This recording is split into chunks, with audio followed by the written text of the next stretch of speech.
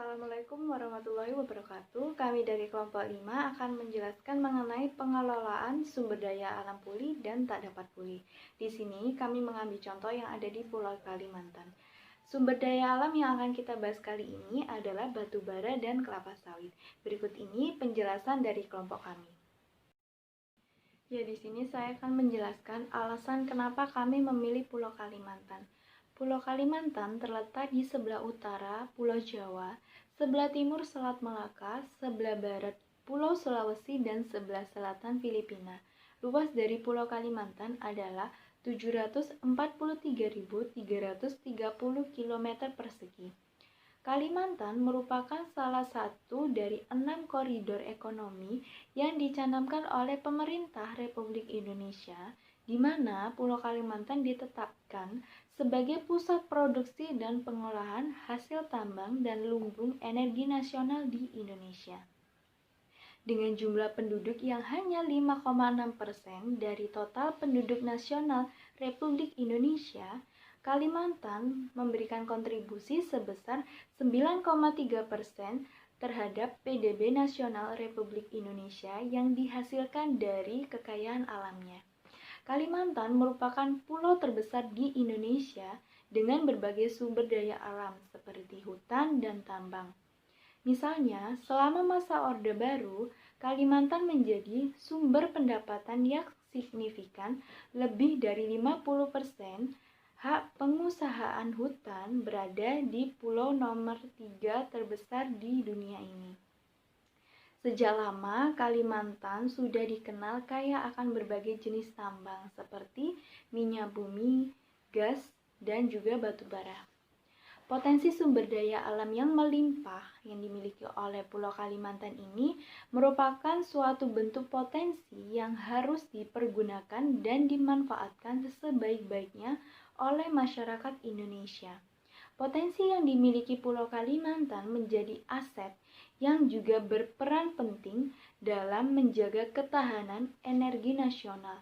Dikarenakan ketahanan energi merupakan suatu kemampuan yang harus dimiliki suatu negara dalam merespon dinamika perubahan energi global dan juga sebagai bentuk kemandirian untuk menjamin ketersediaan energi. Selanjutnya adalah pengelolaan SDA tak dapat pulih. Pulau Kalimantan merupakan salah satu wilayah Indonesia yang memiliki potensi akan sumber daya alam, baik dari segi hayati seperti kelapa sawit dan juga karet, serta dalam segi non-hayati, yaitu yang paling utama adalah pertambangan batu bara. Kegiatan pertambangan batu bara merupakan sumber utama dan juga langkah strategis untuk meningkatkan pendapatan asli daerah, sinergitas antara pemerintah daerah dengan perusahaan pertambangan, dan juga pemberdayaan masyarakat, yang akhirnya bisa menciptakan kesejahteraan bagi masyarakat.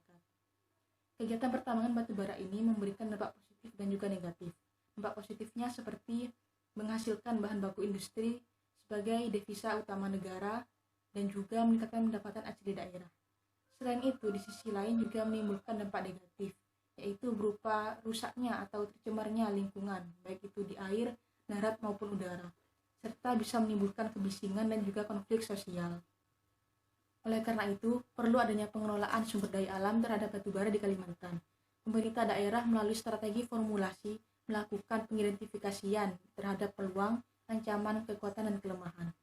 Peluang seperti halnya adalah potensi sumber daya batu bara dalam hal lahan yang memadai, tersedianya lembaga penunjang dana baik itu BUMD maupun BUMN ataupun swasta, serta permintaan pasar yang meningkat terhadap bahan baku industri.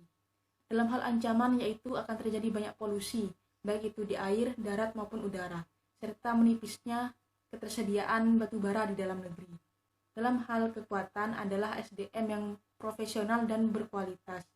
Selain itu juga adanya berperannya sebagai bahan baku tenaga listrik dan juga teknologi yang digunakan adalah teknologi modern. Dan ini juga diterapkan dalam pertambangan yang ada di dalam negeri.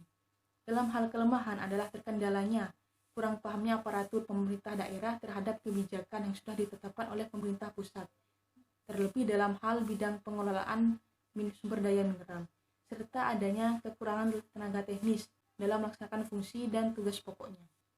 Dari hasil identifikasi tersebut, maka dapat disusun strategi pengelolaan SDA batubara di Kalimantan, yaitu mengoptimalkan pengelolaan SDA yang berkelanjutan memperbaiki kelemahan yang ada dan mengoptimalkan kinerja pemerintah daerah dalam pengelolaan SDA, yaitu dengan menciptakan produksi yang optimal dan menciptakan produk yang bersaing tinggi dengan tetap memperhatikan kondisi lingkungan. Nah, selanjutnya adalah pengelolaan sumber daya alam yang dapat pulih. Dari sekian banyak sumber daya alam yang dapat pulih di Kalimantan, dipilih salah satu sumber daya alam, yaitu kelapa sawit. Pengelolaan perkebunan kelapa sawit yang berkelanjutan memberikan fokus terhadap berbagai aspek, seperti aspek lingkungan, aspek sosial budaya, dan aspek hukum. Dari aspek lingkungan, efisiensi dan keberlangsungan sumber daya alam untuk generasi yang akan datang sangat penting, sehingga pembangunan perkebunan kelapa sawit diusahakan dapat meningkatkan kesejahteraan masyarakat, dengan tetap memperhatikan daya dukung lahan dan juga melestarikan sumber daya alam yang ada. Dari segi sosial budaya, perhatian difokuskan pada tanah adat. Selain itu juga difokuskan pada nilai budaya yang merupakan identitas masyarakat, serta hubungan masyarakat dengan pengusaha perkebunan. Dari segi hukum, pengelolaan sumber daya alam kelapa sawit mengedepankan musyawarah mufakat dalam penyelesaian sengketa. Nah, untuk pengelolaan perkebunan kelapa sawit yang dilakukan contohnya meliputi 1. Memelihara kesuburan tanah, 2. Meminimalkan dan mengontrol erosi serta degradasi tanah di sekitar areal perkebunan, 3. Memelihara kualitas dan kuantitas air tanah, 4. Penggunaan bahan-bahan kimia yang tidak mengganggu kesehatan masyarakat, dan yang kelima adalah konservasi terhadap spesies langka yang terancam punah, serta habitat yang memiliki nilai konservasi yang tinggi. Saya akan menjelaskan tentang poin 4, yaitu penambangan batu bara. Sudah pernah dilakukan penelitian terkait penambangan batu bara yang ada di Provinsi Kalimantan. Studi penelitian yang dilakukan oleh Fatah 2008 dapat membuktikan sektor pertambangan batu bara bertanggung jawab dalam terjadinya pencemaran lingkungan dan gangguan sosial. Dengan menggunakan sistem neraca sosial ekonomi, didapatkan besarnya angka dari dampak kegiatan operasi batubara pada ekonomi dan lingkungan. Selain itu, Fatah juga membuktikan bahwa pertambangan batubara yang mendominasi perekonomian Kalimantan Selatan hanya menyerap 2% dari penduduk yang bekerja. Akan tetapi di satu sisi pertambangan batu bara menghasilkan lebih banyak pendapatan, akan tetapi di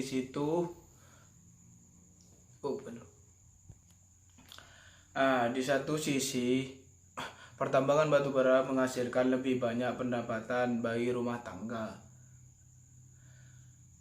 Orang-orang yang relatif kaya keadaan ini akan semakin memperburuk ketimpanan pendapatan, namun berada dengan temuan DUTT dan MAHI 2007 di Kalimantan Timur yang menemukan bahwa keberadaan pertambangan batu bara justru terdampak positif terhadap perempuan dan anak-anak dari lapangan kerja yang tercipta dan multiplier efek yang terjadi di wilayah tersebut.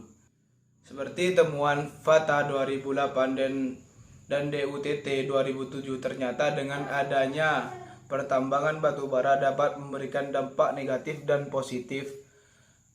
Akan tetapi penduduk lokal merasakan lebih banyak dampak negatif dari positif dan kegiatan tambang batu bara yang beroperasi di wilayah mereka. Saya Ivan Bahtiar Santoso, NIM 82, akan menjelaskan tentang kebijakan pemerintah terhadap sumber daya dapat pulih dan sumber daya alam tidak dapat pulih.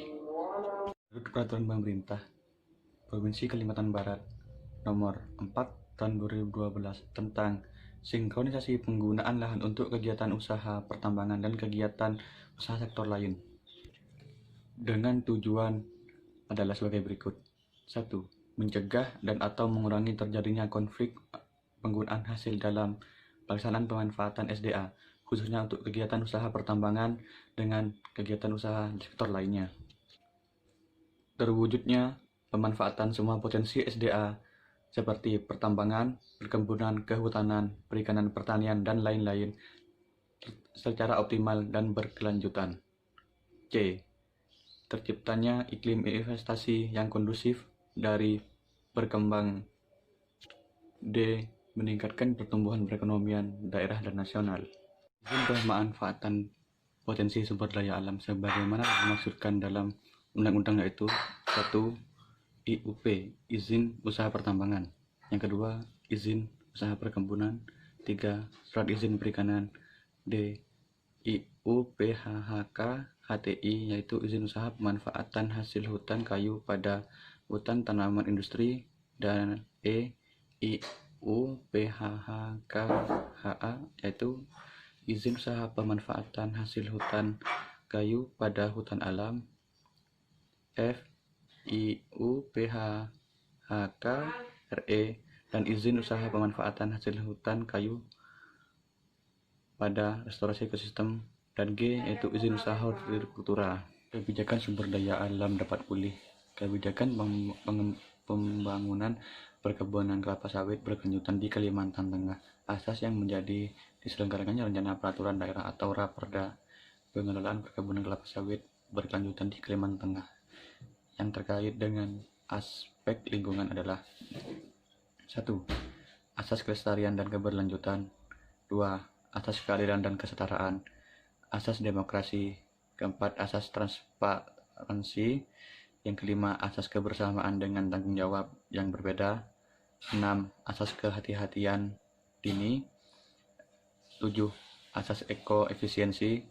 8. Asas perlindungan optimal dan keanekaragaman hayati. 9. Asas perusak membayar. 10. Asas pengakuan hak masyarakat adat. Untuk tujuan mencegah terjadinya potensi kerusakan, mengurangi dampak kerusakan, memperbaiki dan memulihkan dampak negatif terhadap lingkungan biofisik dan sosial dengan tetap melakukan penataan, pengembangan, pemeliharaan, pemanfaatan, serta pengawasan agar pengelolaan perkebunan kelapa sawit dapat terus berlanjut secara lestari sehingga dapat berfungsi untuk meningkatkan kesejahteraan masyarakat Kalimantan Tengah khususnya dan Indonesia pada umumnya. Ya, sekian penjelasan dari kelompok kami. Apabila ada salah kata, kami mohon maaf. Wassalamualaikum warahmatullahi wabarakatuh.